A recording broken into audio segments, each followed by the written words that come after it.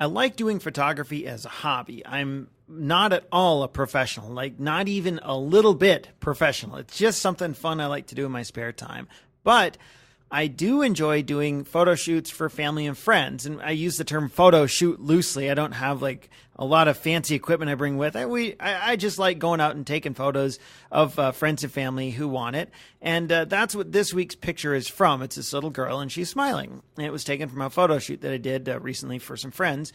Most of the pictures on this photo shoot, though, were taken with my 35 millimeter lens, so they don't really work on weekly 50. But I did get a few keepers with the 50 millimeter lens as well. And I'm using this shot here on weekly 50 as kind of a teaching tool. I'm going to talk a little bit about some lessons that I learned and some helpful tips for anyone interested in doing this sort of thing. To do this photo shoot, we spent about an hour on campus in the fading daylight. It was about 6:30 to maybe 7:30 in early September.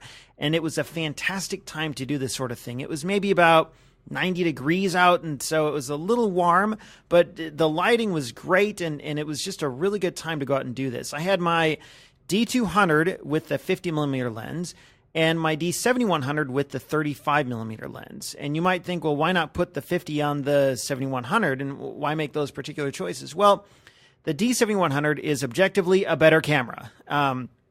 It has a higher megapixel count for which sometimes comes in handy when you're doing these shoots because you need to do more cropping than you realize. The image sensor's better, less noise at higher ISOs, and all kinds of things that make the 7100, to me anyway, a better camera. Given that, I wanted the best lens possible for this particular photo shoot on the best camera. The 50 millimeter lens was too restrictive for this type of photo shoot. I wanted to get right up close and personal with the baby. Although, let me back up a second. The friends that I did this for, they had a newborn. So their daughter was like 2 weeks old, and they really wanted some newborn pictures and some family pictures. So that's what I did this shoot for.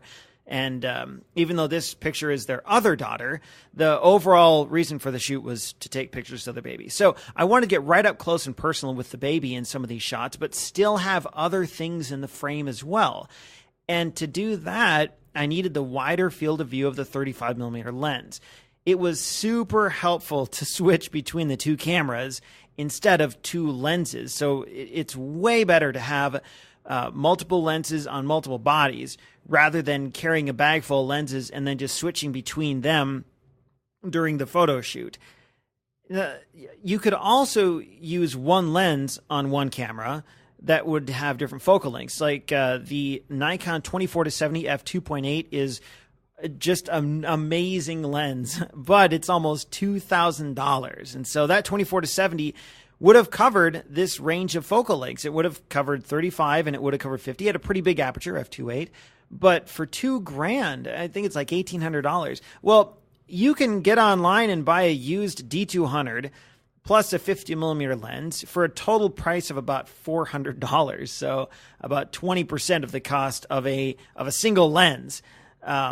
So you can start to see the advantage of having multiple lenses on multiple bodies, even though it's more to carry with you. If you've got the money for a single lens that can accommodate this, great. But if you're just a hobbyist, maybe look into buying additional gear instead of additional cameras and lenses instead of one lens that can cover everything. So that's what I had. That was my setup: 2 cameras, 2 lenses.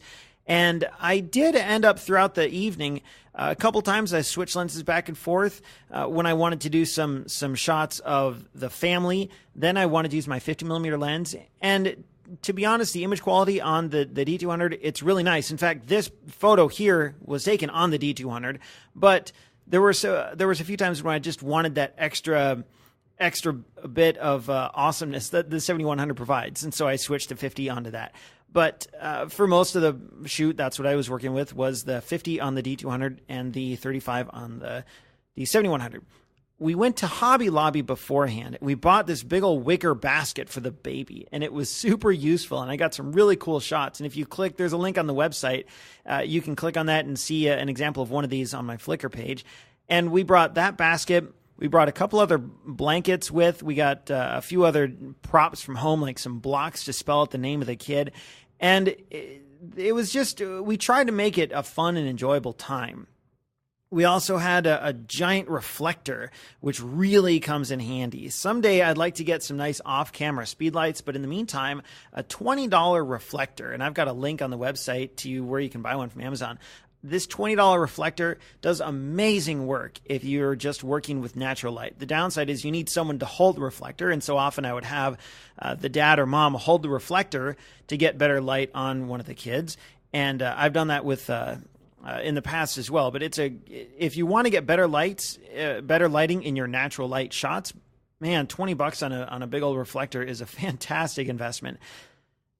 This particular photo, the sun is behind me, and so the sun is super low on the horizon, and it made this really nice light on this girl, as well as, so the lighting just in general is awesome. But then you'll notice her eyes have that sparkle in them, which is really cool.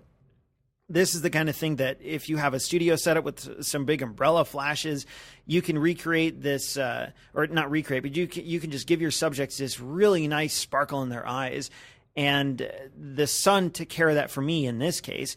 And I shot this at f1.8 on my D200 at ISO 400, and that gave me this really nice bokeh behind her, the out of focus elements behind her. And you can see on the left, there's some street lights or some lights illuminating a path that are kind of, you can't see them. All you see is these yellow circles and stuff.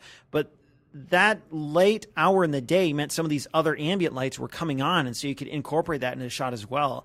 And this really just came together to make a really nice shot. And I also want to say that this shot goes to show that it's not always about the gear. And I talk about that. That's sort of a recurring theme on this Weekly 50 is it's not always about the gear. I shot this on a camera that is 10 years old and hopelessly outdated by today's standards. But man, I'm pretty happy with it. Also, this shot was pure serendipity. This was not planned at all. Remember, the point of this photo shoot was to take pictures of the baby, not this girl, their older daughter, who just turned 3. And so I was taking shots of the baby most of the time, but you got to try and make this stuff fun. Anytime you're involving kids, you have to try and make it fun and do whatever you can to really have a good time and laugh and smile and joke with the kids and try and involve the kids as much as possible. Sometimes sometimes I will even hand my camera to the kid and say, here, why don't you try taking a few pictures? Well, I had been taking pictures of the baby a lot, and so I called this girl over, their other daughter, and I said, hey, let me take a few pictures, and I said a couple things, and I think I made a joking comment or something, and she was laughing and smiling, and I just happened to get this picture. It was one of the last pictures I took for the whole evening, and it just goes to show that you have to be prepared. You have to know your gear. You have to know your lighting. You have to know your settings on your gear and how to change them. You got to know all this stuff and be prepared as much as possible. But you also have to be ready for the unplanned moments, because sometimes it's those unplanned moments that make for the best photos. Try to make all of this fun, as I just mentioned. Don't go in with a business-like attitude, like, all right, we are going to take photos and they will be fun, and we will be here for exactly 1 hour and only 3 poses and stuff like that. You just gotta enjoy yourself, man. And if you're not enjoying yourself in photography in general, you should maybe find a different hobby, because it should be fun. It should be enjoyable, but especially photo shoots like this involving kids.